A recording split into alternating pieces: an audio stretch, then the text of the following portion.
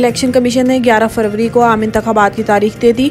Supreme court में chief justice Pakistan की सरबराही में 90 रोज में आम इंतखाबात कराने के केस की समाअत हुई, जिस सिलसिले में वकील इलेक्शन कमीशन सजील सवाती ने अदालत में बयान दिया कि 30 नवंबर तक हल्का बंदियां मुकम्मल हो जाएंगी और इंतखाबात 11 फरवरी को कराए जाएंगे। चीफ जस्टिस ने सवाल किया कि क्या इंतखाबात की तारीख से मुतल्लिक सदर पाकिस्तान ऑन बोर्ड है, क्या इलेक्शन तारीख से मुतल्लिक सदर से मशवरा किया गया। चीफ जस्टिस के इस्तफसार पर PTI वकील अली जफर ने कहा है कि सिर्फ पत्थर पर दर्ज इंतखाबात की तारीख चाहिए, जबकि PP के वकील फारूक नाइक ने कहा है कि मुशावरत पर कोई एतराज नहीं। इस पर चीफ जस्टिस ने कहा है कि देखें, आज हमने PTI और पीपल्स पार्टी को इकट्ठा कर दिया, कल को सुर्खी ना लगी हो कि PTI और पीपल्स पार्टी का इत्तेहाद हो गया है। 90 रोज में इंतखाबात का केस, सदर ने इलेक्शन तारीख ना देकर आइन की खिलाफ वर्जी की।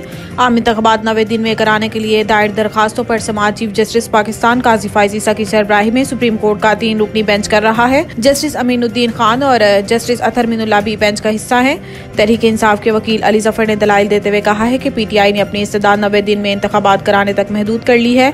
आइन के मुताबिक असम्बलियां तहलील होने से 90 दिन में इंतखाबात होना लाजिम है, जिस पर चीफ जस्टिस ने कहा है कि 90 दिन में इंतखाबात की इस्तदाद फिर गैर मुअस्सर हो गई। पिछली समाअत पर कह दिया था कि 90 दिन में अब इंतखाबात मुमकिन नहीं है। चीफ जस्टिस पाकिस्तान ने PTI के वकील से कहा है कि जब सदर ने हमसे कुछ कहा नहीं तो फिर आप खत हमारे सामने क्यों पढ़ रहे हैं। सदर के खत का मतन भी काफी मुबहिम है।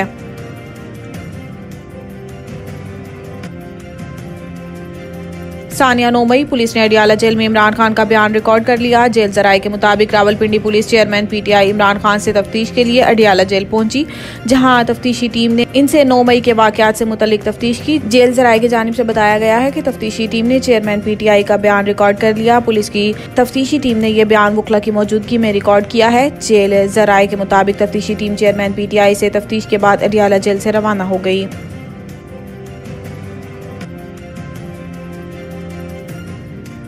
जियाला कैंप में इसराइल का दूसरा हमला, शहीद फलस्तीनियों की तादाद 9000 के करीब पहुंच गई। गैर मुल्की मीडिया के मुताबिक 24 घंटों में गजा पर इसराइली तैयारों की बमबारी से मजीद 250 फलस्तीनी शहीद हुए, जबकि इसराइली जाहिरिया से शहीद होने वालों की मजमूई तादाद 7900 से तजावुज कर गई। अल नसर स्ट्रीट पर बेकरी के सामने जमा अफराद पर बम गिराया गया। इमदादी कार्रवाइयों के लिए जमा अफराद और एम्बुलेंसेज पर भी मिसाइलों से हमला किया गया, जिस पर बड़ी तादाद में अमवात हुई।